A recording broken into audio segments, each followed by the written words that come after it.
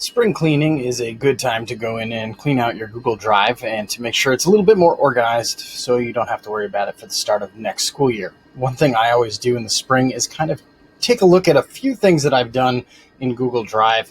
For instance, anytime you create a document, slide, form, whatever, it wants to call it untitled and leaves it at that. So if I type in untitled in the search bar, look at all of the untitled files that I have, and many of them taking up quite a bit of space in Google Drive. Now that there is a different tiered system, right, for how Google Workspace for Education will work next year, taking a look at how much space is in your Drive is going to be hugely important. So if I go back to Drive, now I can take a look at some of these untitled things, and I could open one up at a time, but for many of these, I know that I can just trash these web files or WebMV files, which will remove that. And again, that'll move it to my trash can.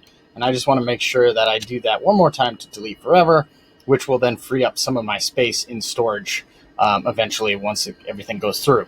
So that's one key, is the untitled. The other one, I often will click on test, and I'm sure I have a bunch of just test documents. Well, not too many, which is not too bad. But those certainly don't need to be there going into next year because I just did that as a quick demo for something. So those are gone as well. And the last one is copy of.